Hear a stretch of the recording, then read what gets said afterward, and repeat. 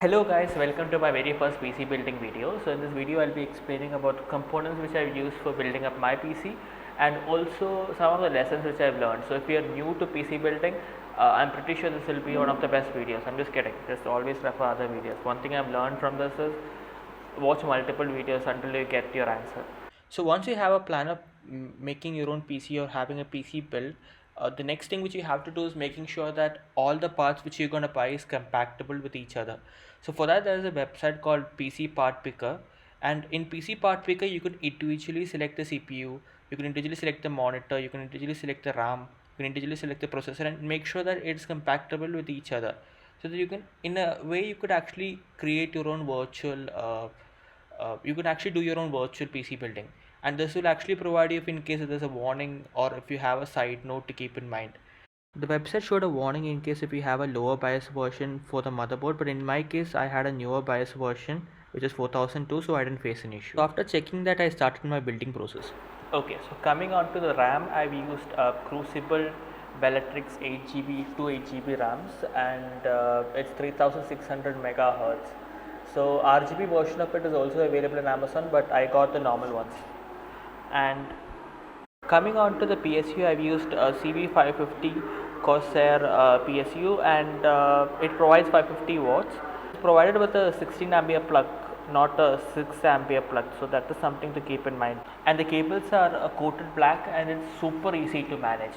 Okay, so now coming on to the main course, the processor, I took AMD Ryzen 5 5600X processor. So selected this because of the performance, and it comes under my price range. It can go from 3.7 gigahertz to 4.6 gigahertz. It's a 6 core 12 thread, and it will be provided with a CPU fan with thermal paste already applied on the bottom side.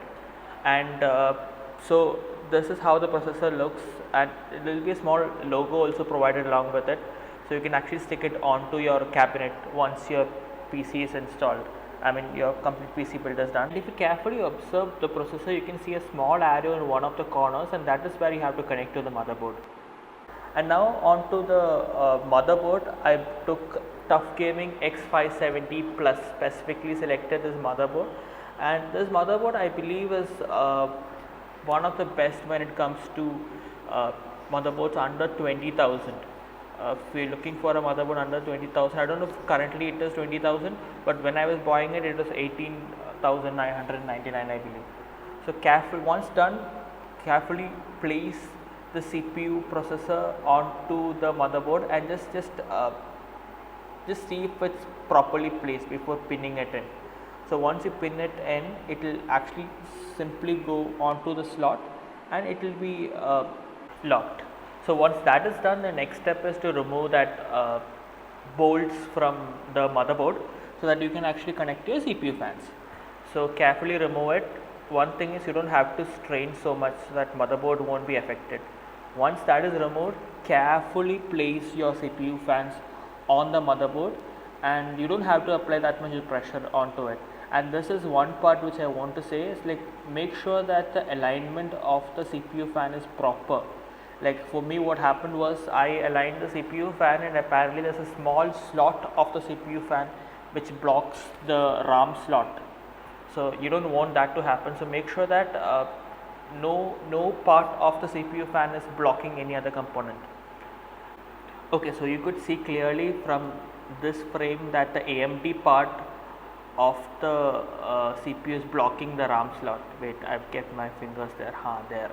Once CPU fans are properly installed and all the screws are checked, next thing is you have to insert the RAM.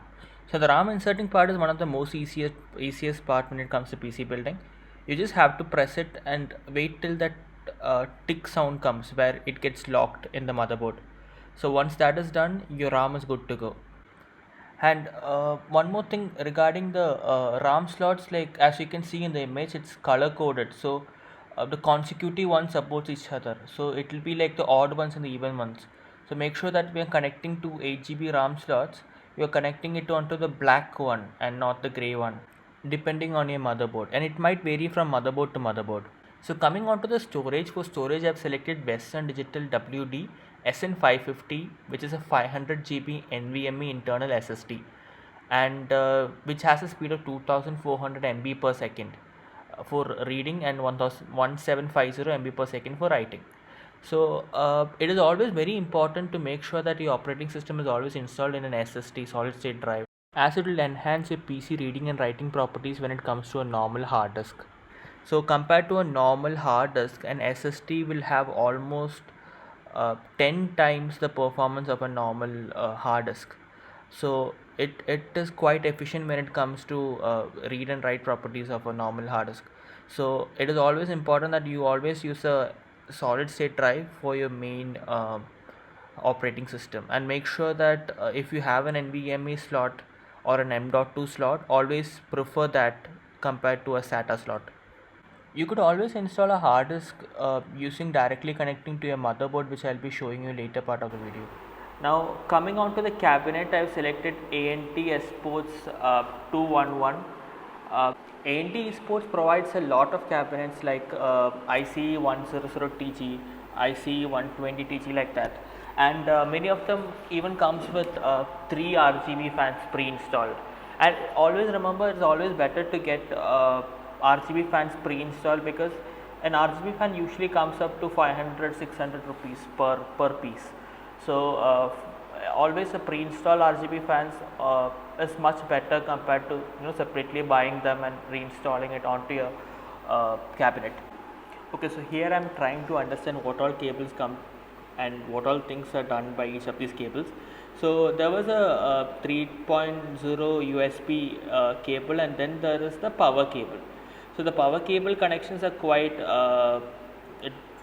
I don't say it's difficult, but it's hard to understand for a first time builder. So this is actually the power button cable. There's no restart button for this cabinet. After that, carefully place your motherboard on your cabinet and bolt all the sides. So after that, I've installed the graphics card, and then the PSU. So once the PSU and the graphics card is installed and all the cable management is done, then your PC looks something like this. Now check all your connections, your graphics card connections, your motherboard connections, to see if there's no loose contact or cables are all intact. One thing is, all these pins have their own defined slots. It will be difficult to connect to any other slot, so you don't have to worry for a first time builder. And always try to separate the hard disk or SSD cables with the power cables, so that there will be proper cable management.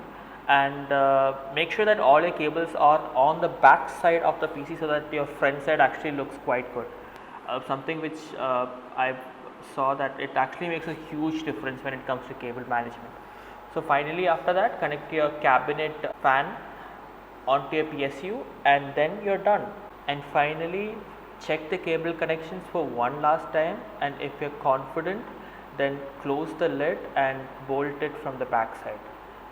I have connected an old hard disk of mine which I took from a previous laptop, and I've installed it onto the HDD slot which is provided in the cabinet, and I've connected the connections to the motherboard as well as to the PSU. After having one final recheck, I bolted all the 4 sides and closed the tempered glass which is provided by the cabinet. On to the main event. On the power button of the PSU from the back side, and a small RGB on the motherboard indicates that the motherboard is powered on, and then press the power on button, and if everything goes as planned, this is what is supposed to happen, and the blinking lights actually shows if there's any connection issues. There's a cabinet button on the top with which you could change the LED color, RGB color of your LEDs of the cabinet, and then this is how your PC looks. So this is actually the part where you have to check all the components which have been installed within your PC is there on the screen. So here you can see the processor, which is 5600X, then the 2 crucible RAMs, then you can see the storage, that is WDC, M.2, and so on. So next step which I did was installation of Windows 10. So I installed Windows 10 into my PC, and once the installation was done and I cross-checked and updated the drivers and the booters and also the Windows 10, once I updated it, I just cross-checked the performance and how it was. So for that, I've installed Assassin's Creed, 2 Assassin's Creed I installed, Black Flag, which is my all-time favorite, and then Assassin's Creed Valhalla. So this is actually Assassin's Creed Valhalla, and once I've installed it, I checked the performance of it, and as you can see on the screen, it is superb. And the monitor which I've got is LG Ultra Gear, which is 144 Hertz. So this is a Full HD monitor. It's actually 27-inch. After this, I installed GTA 5 and gave my brother my PC so that he could properly test it. And if you check the specs, you can see that the GPU power is actually going to 143, which is normal. And I was a little worried about GPU temperature, but apparently RTX 2060 can go up to 80. Coming on to the other statistics, CPU utilization was from 15 to 20%, and frames per second I was getting for GTA 5 from 80 to 120. It was going from even it was going above 120 also in some of the frames, which was quite good. And RTX 2060 has the potential to go up to 200 FPS, something I've seen in other videos. So that is pretty much it from my first PC building experience. So for all the new builders out there, hope you have fun. Thanks for watching.